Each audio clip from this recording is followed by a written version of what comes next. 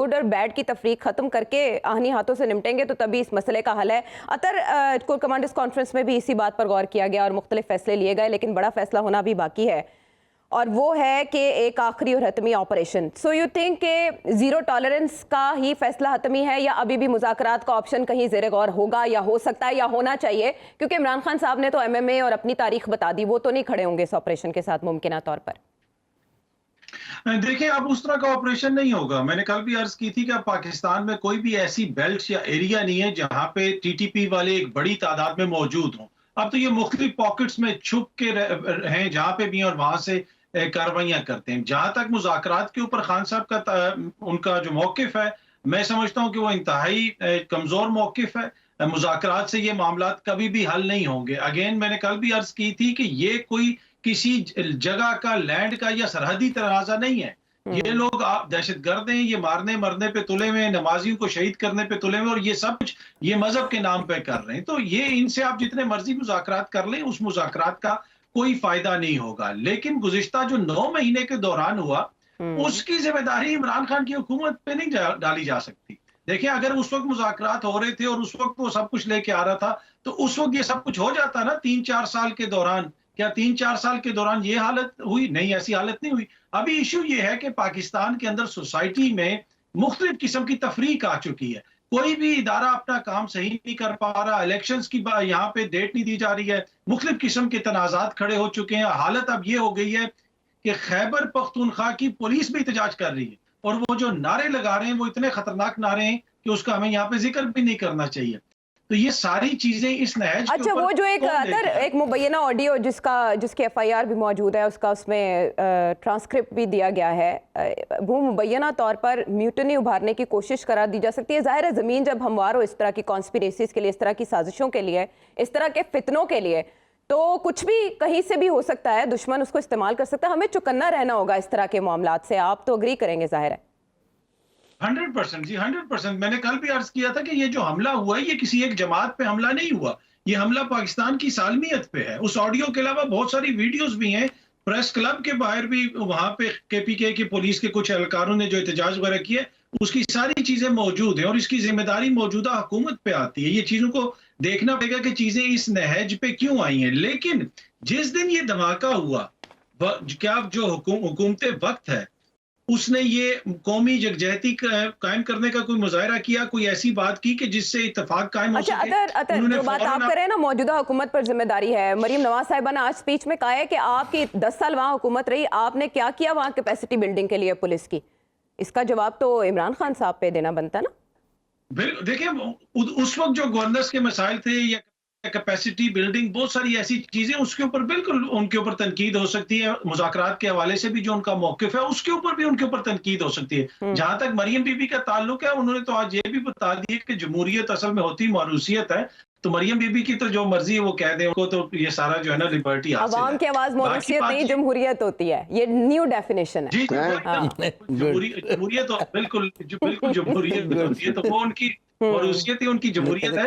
تو یہ انہوں نے جمہوریت کی ایک نئی ڈیفینیشن قائم کی ہے. پر اینی وے یہ ان کی اپنی مرضی ہے. پر مسئلہ یہ ہے کہ موجودہ حکومت کی وہاں پہ حکومت، اور دوسرا اس کے ساتھ ساتھ دیکھیں جس طریقے سے الیکشن کو فوراً ملتوی کرنے کی باتیں ہوئی ہیں نا، یہ وہ ساری چیزیں ہیں جو بدمزگی پیدا کرتی ہیں، جو شکوک و شبہات پیدا کرتی ہیں ریاست کے اندر، عوام کے دلوں میں بھی. اور عوام بھی پھر کوشچن کر رہی ہے کہ جی یہ دھماکہ کیوں ہوا.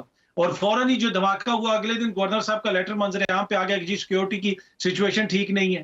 تو جب آپ اس طرح کریں گے، آپ الیکشن سے بھاگنے کے لیے اس طرح کی کسی چیز کو بھی اپنے فائدے کے لیے استعمال کرنے کی کوشش کریں گے تو اس سے حالات بہتر نہیں ہوں گے. عوام کے ذہنوں میں کوشچنز اٹھیں گے، اداروں کی طرف کوشچن اٹھیں گے، حکومت کی طرف کوشچن اٹھیں گے، دیگر لوگوں کی طرف کوشچن اٹھیں گے. تو یہ جو حکومت اپنے آپ کو بچانے کے لیے لائی گئی ہے، یہ ہر چیز میں کچھ ایسا کرنے کی کوشش کرتی ہے جس کا نقصان اوور آل پاکستان کو ہوتا ہے. تو یہ سمجھنے کی چیز ہے. باقی سب نے اس میں کردار ادا کرنا ہے. میں نہیں سمجھتا کہ خان صاحب ہو جائیں یا موجودہ حکمراں اتحاد ہو جائیں، ان میں سے کسی کی بھی خواہش ہوگی کہ پاکستان کے اندر دہشت گردی ہو. کوئی بھی ان میں سے غدار نہیں ہے. سب محب وطن ہے. ہاں، اپنی اپنی کیپیسٹی ہو سکتی ہے، تو ان سب کو سوچنے کی ضرورت ہے کہ کس طریقے سے حالات کو بہتر کیا جائے. آج مریم نواز صاحبہ کی باتوں کی ویو لینتھ آپ سمجھتے ہیں کہ کوپ کیا جا سکے گا اس خطرے کو جس کی طرف آپ اشارہ کر رہے تھے 4 PMLN؟ اگر ہم شاہد خاقان عباسی کی خبر کو بھی دیکھیں، اگرچہ ترجمان نے اس کی تردید کی ہے، ان کے ترجمان نے، اور دوسری طرف ہم یہ مہنگائی میں اضافہ دیکھیں تو دیکھیں چھوٹا سا ذکر میں اس میں کامنٹ کرنا چاہوں گا جو انہوں نے افغانستان کا ذکر کیا. دیکھیں افغانستان کے حوالے سے ہم ہمیشہ پاکستان کی غلطیاں تو گنواتے ہیں، لیکن افغانستان وہ ملک تھا جس نے پاکستان کو تسلیم کرنے سے انکار کر دیا تھا، اور پہلے دن سے افغانستان سے پاکستان کو مسائل رہے. پاکستان کو کوئی شوق نہیں تھا کہ وہاں پہ جا کے کوئی اپنی فرینڈلی حکومت قائم کرنی ہے، اس لیے کہ وہاں سے مسلسل پاکستان کے اندر مسائل ہوتے تھے. افغان وار سے پہلے بھی پشتونستان کی موومنٹ، دیگر موومنٹ جو ہے وہ ساری بیس کرتی تھی افغانستان کے اندر. تو یہ ایک ہسٹری کا دوسرا رخ بھی ہے کہ اس کی طرف بھی ہمیں تھوڑا سا دھیان کرنا پڑے گا. اچھا دوسری بات یہ کہ اب انہوں نے یہ فرمایا کہ جی افغانستان کے اندر کوئی 5 کا ٹولہ تھا اور وہ دہشت گردوں کو لے کے آگے بنیادی طور پہ وہ فوج کے جرنیلوں کے اوپر الزام لگا رہی. دیکھیں یہ پاکستان آرمی ایک ڈسپلنڈ انسٹیٹیوشن ہے، وہاں پہ کوئی بھی جرنل ہو، کرنل ہو یا کوئی بھی افسر ہو وہ اپنی مرضی سے جا کے کچھ نہیں کر سکتا. کور کمانڈرز کانفرنس کے اندر ساری چیزیں ڈیسائیڈ ہوتی ہیں، وہاں پہ لوگ ڈسکس کرتے ہیں. تو یہ الزام تو آپ پاکستان کے ادارے پہ پھر لگا رہے ہیں، اس لیے کہ کوئی پاکستان کے جتنے بھی سینئر قیادت تھی فوج کی وہ ابھی بھی وہاں پہ موجود ہے. موجودہ آرمی چیف بھی ان میٹنگز میں بیٹھے ہوتے تھے، وہ بھی سینئر قیادت کا حصہ تھے. تو بنیادی طور پہ تو پھر آپ پوری فوج کی ملٹری اسٹیبلشمنٹ کے اوپر، سینئر قیادت کے اوپر الزام لگا رہی. تو چیزیں اتنی آسان نہیں ہے جس طرح وہ بیان کرتی. ہاں ادھر ایشو ہو سکتے ہیں، پالیسی میں غلطی ہو سکتی ہے، لیکن یہ کوئی انفرادی سطح پہ پالیسی نہیں بنائی گئی، یہ ادارے بناتے ہیں اور ادارے کی پالیسی ہے. اور ماضی میں بھی ادارے کی پالیسی کے اوپر سوالات اٹھتے رہے، اس سے میں ان سے ایگری کرتا ہوں. دوسری بات جو انہوں نے یہ کہا کہ جناب کہ اب ہم چیزوں کو چینج کریں گے، اور آپ نے ذکر کیا کہ شاہد خاقان عباسی کے وہ شاید مستعفی ہو گئے اپنے عہدے سے. محمد زبیر صاحب نے کنفرم کیا، دوسری خبریں بھی آ رہی. دیکھیں بہت سارے لوگ کہہ رہے ہیں کہ جی یہ ماروثیت کی وجہ سے جو ہے نا، اور اس کی طرف اشارہ مریم بی بی نے بھی دیا.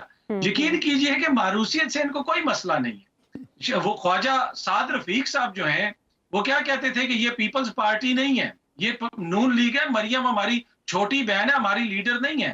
اب ایسے تابعداری سے پیچھے چلتے ہیں کہ اسکول کے تابعدار بچے بھی دیکھ کے ان سے سیکھتے ہوں گے کہ کیسے تابعداری کرنی ہے. اسی طرح اگر آپ پیپلز پارٹی میں چلے جائیں، رضا ربانی جیسے سٹالورٹ جو آپ کو ایسے سبق دیں گے جمہوریت کا، پتہ چلے گا کہ یونان سے ذاتی طور پہ وہ جمہوریت پاکستان لے کے آئے تھے، لیکن بلاول کے پیچھے ایسے تابعداری سے کھڑے ہوتے ہیں کہ انسان کا دل خوش ہو جاتا ہے. تو ان کو ماروثیت سے کچھ بھی نہیں ہے. ان کا کوئی ذاتی مسئلہ ہوگا، کوئی عہدے کا مسئلہ ہوگا، کوئی نیب کے کیس کا مسئلہ ہوگا. باقی ان سب کو پتہ ہے، یہ جتنے بھی جمہوری یہاں پہ لیکچر دیتے ہیں ان سب کو پتہ ہے کہ یہ 2 خاندانوں کی 3 خاندانوں کی جماعتیں، ان کے بچے چاہے 6 مہینے کا بچہ ہو یا ان کا 60 سال کا بزرگ ہو، ہم نے انہی کے پیچھے کھڑے ہو کے جمہوریت کو چلانا ہے. اور وہی جو مریم بی بی نے آج مثال دے دی، میں اس سے ایگری کرتا ہوں. ان کی نظر میں سمجھ لینا چاہیے ماروثیت ہی جمہوریت ہے، اور عوام بھی جو ان کو سپورٹ کرتے ہیں، ان کا ووٹر سپورٹر ہے، ان کی نظر میں بھی ماروثیت ہی جمہوریت ہے. وہ عوام کی آواز کو جمہوریت کہہ رہی ہیں، اور وہ 5 کے ٹولے میں سابق چیف جسٹس ثاقب نثار کو بھی شامل کر رہی ہیں. آج تقریر میں بھی ان کا ذکر کیا، اس میں 2 جرنیلوں کی بھی وہ بات کر رہی ہیں. وہی بات جو خبر پہلے آ چکی ہے کہ ایک 5 رکنی ٹولہ ہے جس پر مسلم لیگ نون اپنا بیانیہ بنائے گی. اس کا آغاز آج مریم نواز صاحبہ نے. باقی سارے جرنیل کدھر تھے؟ اگر 2 جرنیل سارے ہاں جی بالکل اسٹیبلشڈ ہے آپ کا نقطہ اتر، آپ کا نقطہ بالکل اسٹیبلشڈ ہے. ادارہ تو نہیں ہے یہ، تو وہ بیانیہ دیکھیں نا عائشہ، یہ تو وہ بیانیہ جو ہمارے دشمن لیتے ہیں کہ خدا نہ خواستہ ہمارے جو ہے سیکرٹ سروس یا کوئی ادارے، روگ ادارے ہیں، وہ اپنی مرضی سے اس کے اندر افسر کام کرتے رہتے ہیں. ایسی بات نہیں ہے. جو پالیسیز ہوتی ہیں انسٹیٹیوشن کی ان کو امپلیمنٹ کیا جاتا ہے. ہاں اس میں غلطی ہو سکتی ہے، اس پہ تنقید ہو سکتی ہے، لیکن ڈسپلنڈ ادارہ ہے، اس میں کوئی 2 شخص یا 1 بندہ اپنی مرضی سے کہیں بیٹھا کوئی کام نہیں کرتا. بالکل ٹھیک ہے.